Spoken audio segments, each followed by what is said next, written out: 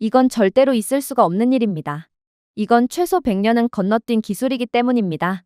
저는 한국이 실제로는 절대로 이 기술을 개발하지 못했다에 제 경력과 모든 커리어를 걸겠습니다.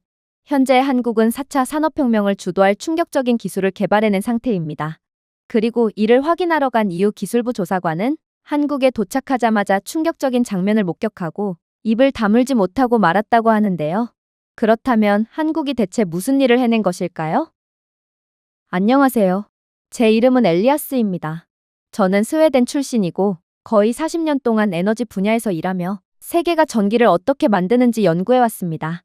핀란드의 원자력 발전소, 미국의 석탄 발전소, 프랑스의 원자력 발전소 등 저는 많은 곳에서 일해봤고 또 이 분야에서 가장 뛰어난 권위자라고 평가받고 있는데요.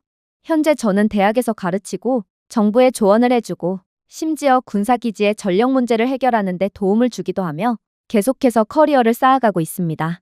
그러니 저는 더더욱 강력하게 주장할 수 있습니다. 인류가 에너지를 만드는 방식은 절대로 바꿀 수 없을 거예요. 이건 굉장히 어려운 작업이므로 아마 100년, 1000년이 지나도 절대로 이 메커니즘을 바꿀 수는 없을 것입니다. 그래서 저는 한국과 관련한 소식을 받게 되었을 때 거의 큰 소리로 웃을 뻔했습니다.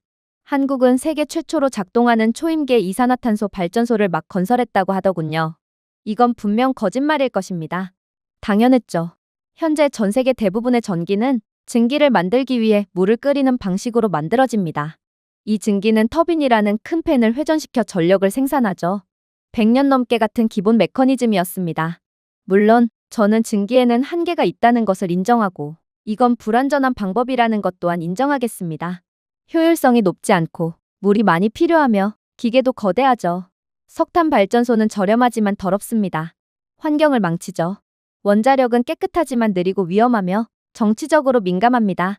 태양과 바람은 깨끗한 자원이지만 해가 지거나 바람이 멈추면 더 이상 전기를 생산할 수 없어요. 그러나 뭐 어쩌겠어요? 이러한 전기 생산은 현대의 인류 기술력의 한계와도 같은 걸 말이에요. 그런데 한국은 이산화탄소로 전기를 만들어낼 수 있는 기술을 개발하며 인류의 한계를 넘어서 버렸다고요? 사실 수많은 선진국들이 한국이 개발해냈다고 주장하는 기술 개발을 위해 천문학적인 시간과 돈을 쏟아부었습니다. 당연하죠.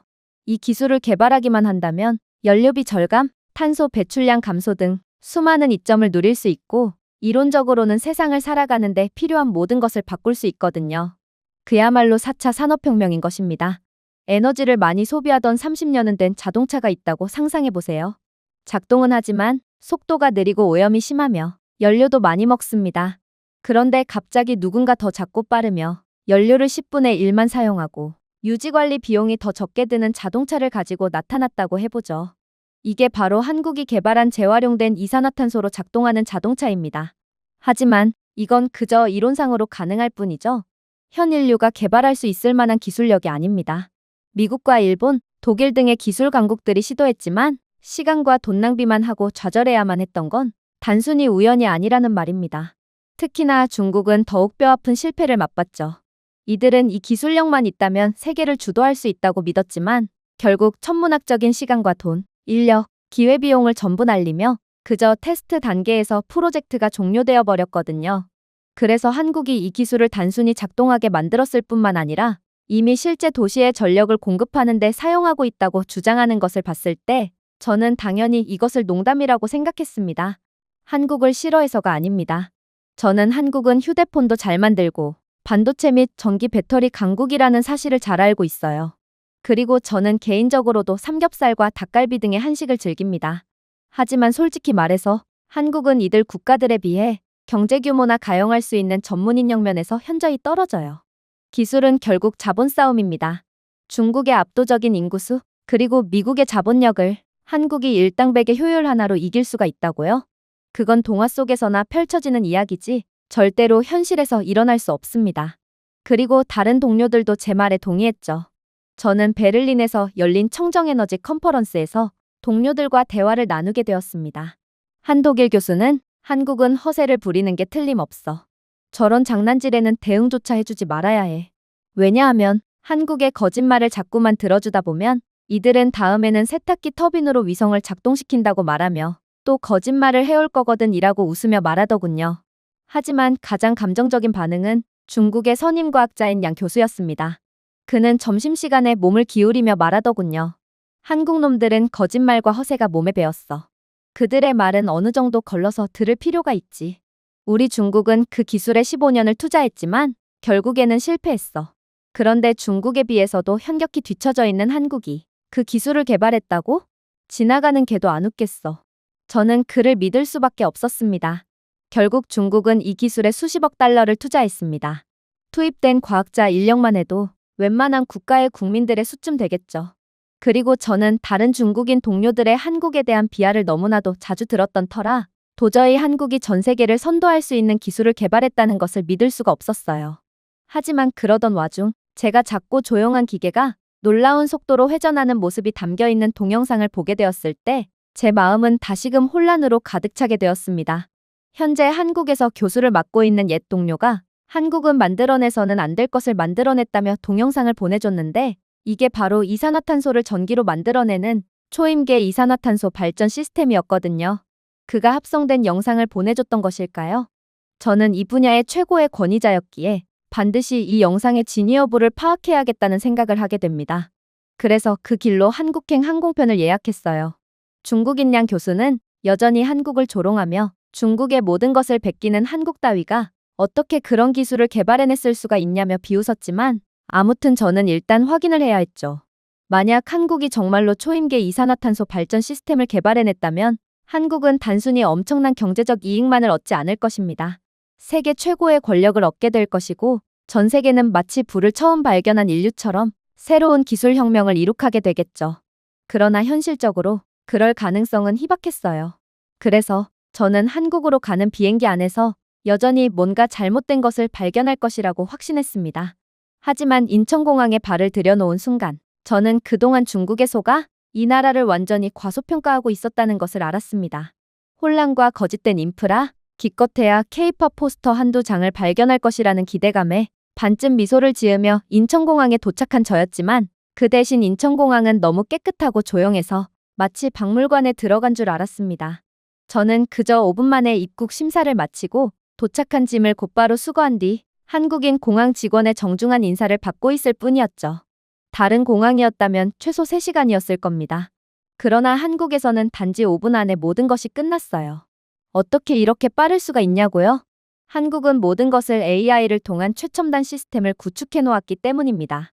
AI 알고리즘을 통한 키오스크 입국 심사는 제 여권과 직업, 입국 기록 등을 평가하고 제가 불법으로 체류할 확률이 적다는 것을 판단하고 들여보내주었고 한국이 자체 기술력으로 개발한 AI 수화물 시스템은 빠르고 정확하게 분류를 마치고 세계에서 가장 빠르게 수화물을 되찾을 수 있도록 해놓았어요. 세계 최강의 기술 강국이라던 독일에서 저는 여행 가방을 2시간이나 기다린 적이 있는데 알고 보니 제 가방은 마드리드로 잘못 보내졌다는 사실을 알게 된 적이 있습니다. 그리고 아무리 선진국 공항이라고 하더라도 시스템 자체가 낡아버린 유럽에서는 이런 일이 매우 흔하죠. 제가 이러한 실수에 대해 화를 낸다고 해도 유럽에서 이런 실수는 너무나도 흔한데 당신은 늦게 도착한 버스에 대해서도 화를 낼 거냐는 어이없고 불친절한 답변만을 받을 것이 뻔합니다. 유럽에서는 이러한 오배송 실수나 1시간 이상 연착되는 버스나 기차는 너무나도 흔하게 겪을 수 있는 상황이거든요. 그러나 하나를 보면 열을 안다고 한국은 생각보다 더욱 놀라운 국가였던 것입니다. 심지어 저는 공항 밖으로 나가기 위해 이동하는 순간에도 기괴한 것을 발견하게 됩니다. 세련된 키오스크가 제 얼굴을 알아보고 스웨덴어로 길 안내를 해주었거든요. 말도 안 되는 상황이었습니다. 스웨덴은 인구 자체가 별로 없는 국가예요. 중국이나 인도 같은 엄청난 인구수를 가진 국가가 아니란 말입니다. 하지만 이 키오스크는 어떻게 제가 스웨덴 사람이라는 것을 눈치챘다는 말인가요? 그러나 저는 곧 이 키오스크의 알고리즘 방식을 눈치채고 그대로 경악을 하며 입을 틀어막을 뿐이었습니다. 알고 보니 제 혼잣말 때문이었기 때문이죠.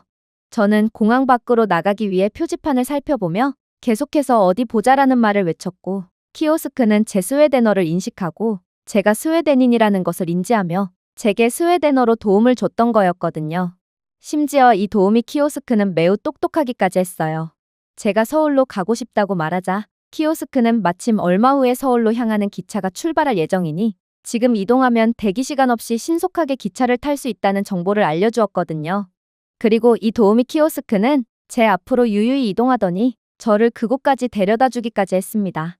저는 잠시 동안 제가 아직 공항에 있는지 아니면 기술 박람회에서 첨단 시뮬레이션을 하고 있는지 혼란스러워졌습니다.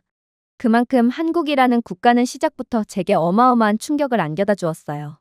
그렇게 저는 기차역에 도착했습니다. 서울행 기차는 정확히 정시에 출발하더군요. 거짓말이 아니에요. 저는 직접 시계 초침까지 확인했거든요. 1초도 늦지 않았어요. 객실 내부에는 일체의 소음도 없었습니다. 일본이나 프랑스 같은 기차 강국에서도 흔하게 찾아볼 수 있는 증상인 진동하는 바닥도 전혀 없었어요. 한국인 승객들은 모두가 정숙했고, 심지어 한국의 기차는 터널에 들어서면 창문이 자동으로 어두워지는 적응형 창문을 사용하고 있기까지 하더군요. 제가 내릴 때가 되자 조용한 차인벨 소리가 들렸고, 차분한 목소리가 지금까지의 여행에서 절약한 이산화탄소 배출량을 알려주었습니다. 1.2kg. 오늘은 친환경적으로 여행 중이시군요. 저는 더 이상 웃음을 참을 수가 없었어요. 그러나 처음에 한국에 대해 가졌던 비웃음의 웃음은 아니었죠. 이게 뭐야? 한국은 엔지니어들을 위한 디즈니랜드인가? 당연히 혼잣말은 하지 않았습니다. 제가 스웨덴어로 혼잣말을 한다면 한국의 말도 안 되는 기술이 저를 또 경악의 도가니에 빠뜨릴 것이 분명했거든요. 저는 더 이상 놀라고 싶지 않았어요. 저는 심장이 약하고 한국이 저를 한 번만 더 놀래킨다면 심장마비가 올 것 같았거든요. 그럼에도 한국은 멈추지 않고 저를 완전히 충격에 빠뜨렸지만 말입니다. 서울역에 들어서자 휴대폰이 윙윙거리더군요. 저는 이미 한국의 국가교통 시스템에 등록되어 있던 것입니다. 제겐 개인 맞춤형 메시지가 전송된 상태였어요. 서울에 오신 것을 환영합니다, 엘리아스 씨. 호텔 체크인은 사전 승인되었습니다. 프런트 데스크에서 나머지 절차를 진행해 주세요. 휴대폰을 떨어뜨릴 뻔했어요. 도대체 한국의 기술력은 어느 경지에까지 다다른 것인가요? 이쯤 되자 저는 어쩌면 한국이라면 정말로 이산화탄소를 이용해 전기를 생산하는 인류의 문명의 혁명으로 작용할 기술력을 개발해낸 상태일지도 모르겠다는 생각을 하게 되었습니다. 마침내 호텔의 입장에서 객실로 향하려고 할 때는 그냥 뇌를 아예 비워버렸어요. 엘리베이터는 사람을 인식하고 미리 1층에서 대기하고 있었거든요.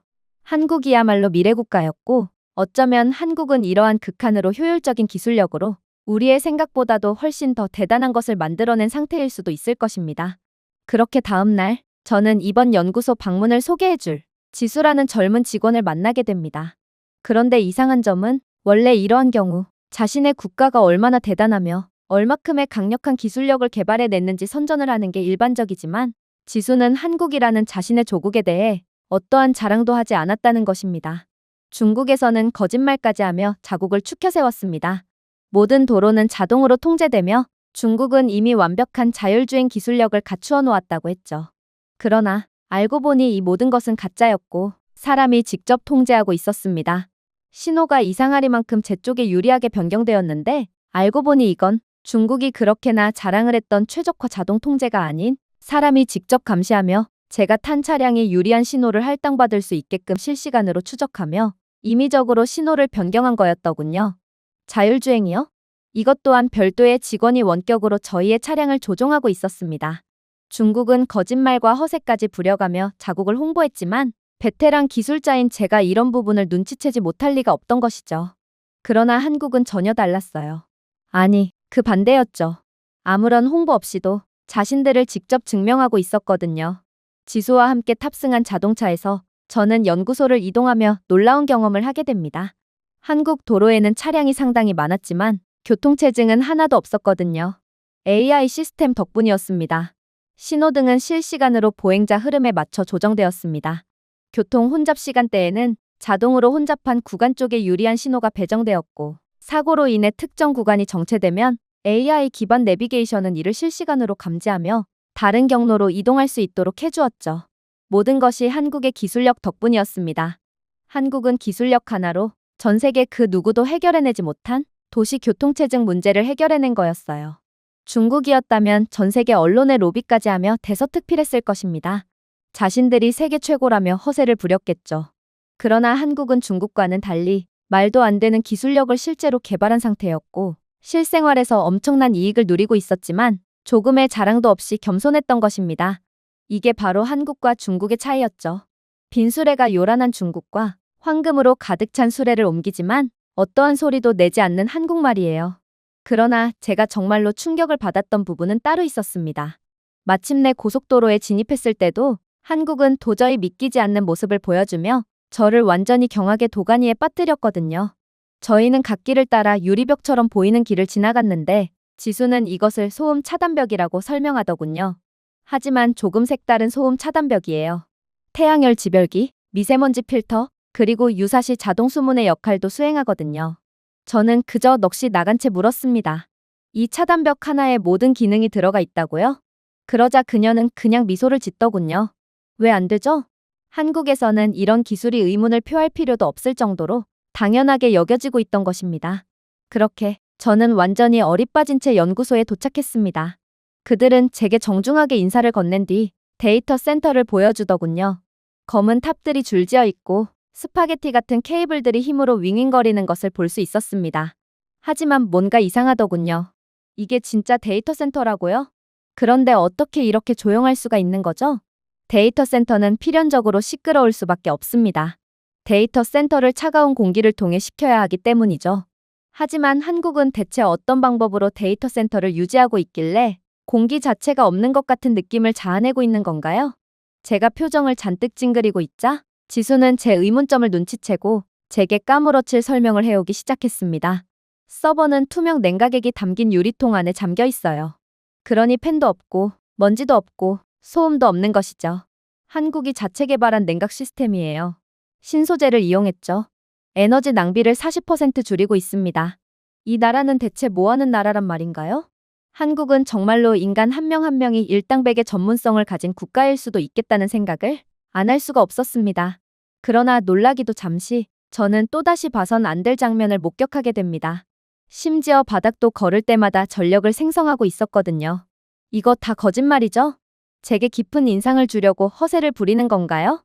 제가 거의 짜증이 나서 물었습니다. 모든 것이 거짓투성이었던 중국이 떠올랐거든요. 그러자 지수는 정중하게 미소를 짓더군요. 뭐 대단한 것을 보여드리지도 않았는데요. 이건 한국에서 그냥 기본입니다. 설마 유럽에서는 이 정도도 못하나요? 실제로 아무리 봐도 속임수는 보이지 않았습니다. 한국의 모든 최첨단 기술과 인프라는 모든 시스템에 조용히 통합되어 있었거든요. 주의를 끌기 위해 거짓말을 한 것은 아무것도 없었습니다. 한국은 정말로 스스로 실력을 증명한 국가였던 것이죠. 그래도 저는 아직 초임계 이산화탄소 발전 시스템을 보지는 못했습니다. 그러니 저는 여전히 객관적인 태도를 유지할 필요가 있었어요. 특히나 이번에는 중국인 동료인 타오 교수가 제게 메시지를 보내오더군요. 한국에 속지 마세요. 그들의 시스템은 중국에서 훔쳐온 아이디어에 기반하고 있습니다. 전부 가짜죠. 한국은 실제 과학이나 실력이 아닌 마케팅에 능숙할 뿐이에요. 한국이라는 나라 자체가 신기루라는 말입니다. 수상해 보이는 중국 저널의 기사 링크가 첨부되었습니다. 한국의 지금의 반도체 기술은 사실 기술 스파이를 통해 중국의 핵심 기술을 훔쳐왔기 때문이라고 주장하더군요. 말도 안 되는 주장이었지만 중국인들은 하나같이 한국을 비하하고 못 잡아먹어서 안달이었어요. 그리고 중국인들이 계속해서 이런 정보를 보내오자 저는 점점 중국인들이 한국을 업신여기는 것처럼 저 또한 저도 모르게 한국을 다시금 얕잡아보게 되었죠. 결국 저는 또다시 편견에 전염되어 한국은 분명 잘해봤자 반쪽짜리 초임계 이산화탄소 발전 시스템을 개발해냈을 뿐이라고 생각하게 됩니다.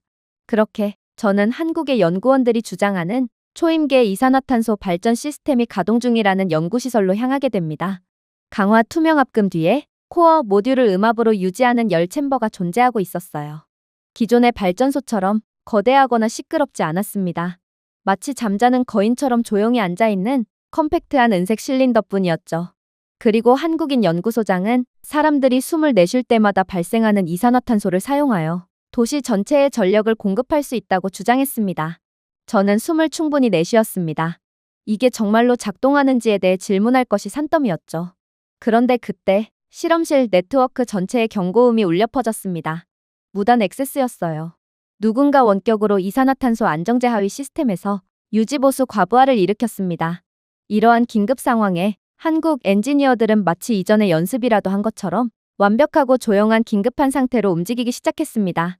이것도 제게 보여주기 위해 일부러 만들어 놓은 가상의 상황인가요? 제가 물었습니다. 정확하지 않아요. 지수는 이제 읽을 수 없는 얼굴로 말했습니다. 여기 있어 주세요. 저는 그녀의 말을 듣지 않았어요. 그저 조용히 따라가 보았죠. 그리고 저는 지금 일어나고 있는 상황의 정황을 파악하게 되었습니다. 왜냐하면 이곳 연구소 내부에는 수상한 남성이 뭔가를 시도하고 있었거든요. 그는 독일 신분증과 중국산 노트북을 소지한 한 남성이었습니다. 그러나 국적은 가짜였고 알고 보니 그는 중국인이었다는 것이 들통났죠. 그는 이곳 연구소의 대표 엔지니어 신분으로 왔지만 그는 시스템에 몰래 손상된 알고리즘을 업로드하려고 시도한 것으로 나타났습니다. 이 알고리즘이 설치되면 압력 조절기가 오작동할 수 있고 자칫하면 폭발을 일으킬 수도 있었어요. 여기서 중국이 원하고 있는 것이 나옵니다. 바로 한국 측은 얼마 안 있어 초임계 이산화탄소 발전 시스템을 전 세계 앞에서 시연하며 공개할 예정이었는데 만약 시스템이 중국 측의 공작 때문에 폭발하게 된다면 전 세계의 불신을 받게 되기 때문이죠. 하지만 한국의 대응 능력은 완벽했어요. 이들은 수상한 접근이 파악되자마자 곧바로 침입자를 제압해버렸거든요. 정말 이상한 상황이었습니다. 만약 중국이 정말로 한국의 초임계 이산화탄소 발전 시스템 개발이 거짓말이라고 생각한다면 대체 왜 스파이까지 침투시키면서까지 한국을 견제한다는 말인가요? 하지만 이러한 의문도 잠시 또다시 사건이 터지게 됩니다. 한숨을 돌릴 새도 없이 외부 서버에서 더 심각한 침입 시도가 감지되었거든요. 중국 광저우에서의 해킹 시도였습니다. 지수는 한숨을 쉬고 코를 꼬집으며 일부러 침착하게 말하더군요. 이번 주에만 벌써 세 번째 시도야. 국제 컨퍼런스에서의 기술 공개를 앞두고 점점 더 심해지고 있어. 깜짝 놀랐어요. 당신 말은 이러한 공격들을 이미 전부 예상하고 대비해 놓았다는 거죠? 물론이죠. 그녀가 대답했습니다. 적없이 이렇게 가치 있는 것을 만들 수는 없어요. 특히나 중국은 늘 한국을 견제하며 모든 것을 빼앗으려고 호시탐탐 기회를 엿보고 있죠. 역시나 중국의 계획적인 시도에도 불구하고 시스템은 그대로 유지되었습니다. 한국의 사이버 보안 프로토콜은 화려하지는 않았지만 매우 정교했죠. 방화벽이 침입을 차단하는 것이 아니라 오히려 이러한 공격을 연구했습니다. 한국이 자체 기술력으로 개발한 AI 방어 모듈은 실제로 침입을 차단하고 원인을 추적하기 전에 침입을 약간 허용하는 것처럼 동작했어요. 치즈를 미끼로 쥐를 잡는 것처럼 이 방식을 통해 중국 해킹 요원들을 역추적해서 잡아버린 것은 물론 이들의 방식까지 역으로 연구해서 점점 더 높은 보안을 갖추었다고 하더라고요. 한국은 워낙 기술적으로 뛰어난 국가라서 이러한 해킹 및 무단 침입은 매우 빈번히 겪고 있기에 이젠 중국의 공격에 대한 대응에는 도같은 상황이라고 했죠. 그렇게 해킹 사건이 모두 일단락되면서 지수는 다시금 기술에 대한 시연을 이어나가기 전에 조용히 무언가를 공유하더군요. 저희 아버지는 석탄 발전소 기계공이었습니다. 근면성실하신 분이었지만 아버지는 결국 검은 폐로 돌아가셨죠. 그래서 제가 여기서 연구를 하고 있는 거예요. 그녀는 눈물이 고인 채 실험실 쪽을 바라보았습니다. 저는 석탄을 대체하는 일을 하고 있어요. 저는 더 이상 아버지와 같은 최후를 맞이하는 사람들이 생기는 것을 원하지 않거든요. 저는 머리를 한 대 맞은 것 같은 느낌을 받았습니다. 저는 드디어 이곳을 실험실처럼 보지 않게 되었습니다. 이건 살아있는 시위였죠. 오염에 반대하고 의존에 반대하는 곳입니다. 한국은 이익을 보려는 것이 아닌 세계의 진보와 안전을 위해 기술을 개발하고 있었어요. 확실히 한국에서는 무슨 일이 일어나고 있었어요. 조용한 무언가, 강력한 무언가가 말입니다. 그리고 중국의 방해 행위가 커질수록 저는 이 모든 것이 더 현실적으로 느껴지기 시작했습니다. 실험실의 공기는 이제 더 무거워졌습니다. 마지막 보정 단계가 시작되었어요. 방 안에서 여전히 침묵의 맹세처럼 매우 조용하게 윙윙거리는 시스템은 142회 연속 내부 진단을 통과했습니다. 그럼에도 불구하고 아무도 자만하거나 웃지 않더군요. 한국인들은 끝까지 겸손했어요. 중국의 견제는 계속되었죠. 한국에 곧 열리는 국제 컨퍼런스에서의 시연을 막기 위해 중국 측은 한국의 초임계 이산화탄소 발전 시스템에는 근본적인 결함이 있다며 시연 시 파국적인 위험을 초래할 것이니 당장 컨퍼런스를 취소하라는 항의를 해왔거든요. 그러나 한국 연구원들은 눈도 깜짝 안 하더군요. 견제와 헛소리가 점점 더 창의적으로 변하고 있군. 아무래도 한국이 무섭다는 뜻이겠지. 지수가 중얼거렸습니다. 이쯤 되자 저는 한국인들의 자신감의 원천이 궁금해졌어요. 만약 전 세계 앞에서 보인 시연이 실패로 끝난다면 어떻게 될까요? 한국인들이 혁신가가 아니라 거짓말쟁이로 기억된다면 어떻게 될까요? 그러나 백 연구소장은 제 의문을 산산조각 냈습니다. 그는 한때 자국에서 더 의미 있는 것을 만들겠다라며 세계 최고의 대학교인 MIT의 핵심 연구 제안을 거절했던 남자였어요. 백 소장은 메인 인터페이스에 부드럽게 손을 얹고 침착하게 말했습니다. 세상이 우리를 믿지 않을 때는 많았어요. 그러나 우리는 그때마다 늘 그들에게 보여주었죠. 세계가 우리를 방해하고 또 비난할 때마다 우리는 늘 더 빨리 회복했습니다. 항상 성공했죠. 그게 바로 한국의 성공의 역사입니다. 그렇게 한국은 제게 성공적으로 기술을 보여주었습니다. 이번에도 한국은 모두가 불신한 가운데 조용히 스스로를 증명했던 거였죠. 저는 한국이 전 세계를 뒤흔들 기술혁명을 일으켰고, 이젠 한국이 모든 것을 주도하게 된 상황에 그저 두려움과 존경심으로 가득 찬 채 고개를 숙일 뿐이었어요. 그리고 곧 국제 컨퍼런스가 시작되었습니다. 전 세계 언론, 저명한 엔지니어, 보안 요원, 외국 귀빈들이 마치 안무된 듯한 맑은 푸른 하늘 아래 모여들었습니다. 하지만 가장 인상 깊었던 것은 한국은 아직도 오만함이 전혀 없었다는 것이었습니다. 아무도 자랑하지 않았습니다. 백 소장은 본격적인 발표가 시작되기 직전에 회의실에 들어갔습니다.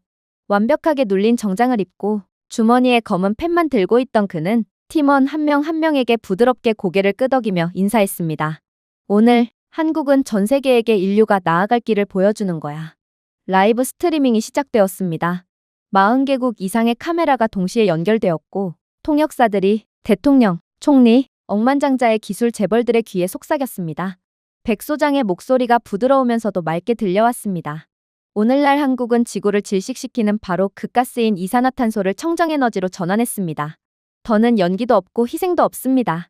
한국은 인류의 가장 큰 문제를 인류의 가장 큰 연료로 대체하는 기술을 개발해낸 것입니다. 침묵했습니다. 그러다 숫자가 증가하기 시작했습니다. 출력 1.2메가와트, 이산화탄소 원료 투입량 740ppm, 대기 중 유입량, 순 배출량 0%, 변환 효율 91.4%, 연료비 제로? 부인할 수 없는 객관적인 데이터였습니다. 하지만 모두를 경악의 도가니에 빠뜨린 진짜 충격은 따로 있었죠. 바로 거대한 화면에서 소박한 마을인 화순지구가 원자로 출력으로 완전히 전환되는 모습을 볼 수 있었습니다. 모든 전력은 한국이 이번에 개발한 초임계 이산화탄소 발전 시스템을 통해서 공급되었습니다. 가로등은 1초도 채 되지 않아 환하게 밝아졌고 신호등도 정상적으로 동작했습니다. 학교나 병원 같은 필수시설이요? 예비 발전기 작동이 필요 없이 그대로 작동했습니다. 지속적인 전력이었고 매우 안정적이고 원활했어요. 지도가 실시간 데이터를 보여주었습니다. 화순지구에 있는 모든 가게, 관공서, 병원 등 이제 한국은 어느 나라도 해내지 못했던 탄소 자체에서 파생된 청정에너지를 사용하고 있습니다. 프랑스에서 온 기자가 펜을 떨어뜨렸습니다. 독일의 한 에너지 담당 임원이 중얼거렸습니다. 말도 안 돼. 정말로 새로운 세상이 열리려고 하는 건가? 그리고 중국 대표단은 돌 같은 얼굴을 하고 있었습니다. 한 중국 대표가 일어나 지저대더군요. 이건 교묘한 영상 조작으로 만들어낸 집단 사기극일 뿐입니다. 디젤 백업 장치는 어디에 있나요? 외부 케이블은 어디에 있나요? 화순지구가 초임계 이산화탄소 발전 시스템을 통해 전력을 공급받고 있다는 증거가 하나도 없잖아요. 그러자 백 소장은 희미하게 미소를 지었습니다. 직접 가서 시설을 점검하셔도 괜찮습니다. 하지만 이번에는 해킹 USB 드라이브를 밖에 두고 가시기 바랍니다. 경악의 도가니에 빠져있던 관계자들 사이에서 웃음이 터져나왔습니다. 중국 관계자들은 얼굴이 새빨갛게 변해서 어찌할 바를 몰라 하더군요. 하지만 한국은 끝나지 않았습니다. 백 소장은 다른 화면을 향해 손짓을 했습니다. 이제 테스트 위성의 영상을 시청하세요. 전 세계 역사상 처음으로 대기 중에 이산화탄소를 재활용하여 적외도 관측소가 운영되고 있습니다. 위성이 실시간으로 켜졌습니다. 관중들은 숨을 헐떡였어요. 나사 대표들은 본능적으로 박수를 보냈습니다. 유럽 우주국의 국장은 거의 기절할 것처럼 보였습니다. 이쯤 되자 회의실 내부는 더 이상 감탄으로 가득 찬 것이 아니었습니다. 필요로 가득 찼어요. 이것은 더 이상 프로토타입이 아니었고 바로 인류의 구원을 의미했거든요. 첫 반응은 브뤼셀에서 터져나왔습니다. 이후 집행위원회는 에너지 전환 로드맵에 대해 한국과 양자회담을 원합니다. 그리고 워싱턴에서 백악관, 방위 응용 검토를 위해 한국 원자로 모델링팀 요청. 20조 원 규모의 잠재적 계약 가능성, 하지만 저를 놀라게 한 것은 경제 충격파뿐만이 아니었습니다. 바로 지수의 고백이었죠. 돌아가신 아빠가 이걸 볼 수 있었으면 좋겠어요. 아빠의 희생 덕분에 한국이 해낼 수 있었다는 것을 말이에요. 그녀가 속삭였습니다. 저는 실시간 위성 피드를 보고 나서 다시 원자로를 바라보며 눈물이 고이기 시작했어요. 어쩌면 한국인들의 이타심과 과거의 아픈 역사야말로 이들을 진정으로 발전시킨 것은 아닌가 싶었거든요. 아무튼 그 후 몇 시간 동안 세계 각국은 줄을 섰고 일부는 구걸하고 일부는 협상을 벌였습니다. 한국은 수출 중심 국가에서 세계에서 가장 탐나는 기술 강국으로 성장했다는 것을 지금 전 세계가 보고 있는 앞에서 증명한 것입니다. 그러나 현재 모든 국가들이 한국에 빌붙으려고 줄을 서고 있는 가운데 중국만큼은 여전하더군요.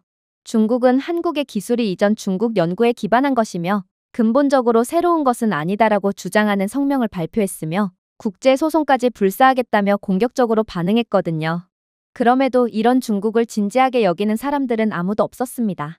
이젠 모두가 전 세계의 패권은 완전히 한국 쪽으로 기울었다는 것을 인지하게 되었거든요. 재밌게도 중국은 정말로 한국의 핵심 열화학 모델이 오래되었지만 출판되지는 않은 중국 논문에서 파생되었다고 주장하며 한국에 대한 국제소송을 걸었습니다. 하지만 여전히 그 누구의 관심도 끌지 못하자 전략을 변경하여 6개월 이내에 유사한 원자로를 공개하겠다고 발표했죠. 물론 전 세계는 이러한 흐름을 아주 잘 알고 있습니다.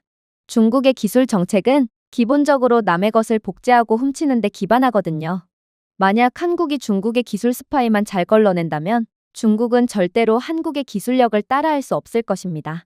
아무튼 한국은 이윽고 3년 내에 한국 내의 모든 전력을 초임계 이산화탄소 발전 시스템을 통해 공급하겠다는 포부를 밝혔습니다. 그러나 지금 모든 국가들은 이러한 한국의 포부는 안중에도 없었죠. 다들 어떻게든 한국과 최대한 빨리 계약을 맺고 싶어 안달이 났거든요. 눈에 띄게 겸손해진 미국은 금 잉크로 서명된 편지와 함께 에너지부 장관을 보냈습니다. 우리는 한국의 리더십을 인정하며 한국의 조건에 따라 협력을 요청합니다. 하지만 아시아는 진정한 충격을 안겨주었습니다. 베트남과 인도네시아는 148억 달러 규모의 중국 석탄 및 가스 계약을 취소한다고 공동 발표했습니다. 대신 한국과 3년 이내에 수도에 초임계 이산화탄소 원자로 구동 스마트 그리드를 설치하기로 한 공동협정을 발표했죠. 전 세계는 충격에 빠졌습니다. 한국이 청정에너지 북극성이 되었다는 메시지는 분명했어요.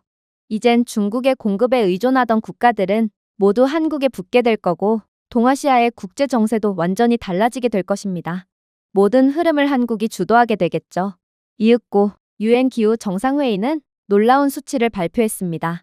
만약 한국의 기술이 전 세계적으로 채택되면 현재 탄소 배출량의 최대 68%를 제거하고 기존 방식보다 60% 낮은 비용으로 전력을 생산할 수 있다는 거였죠.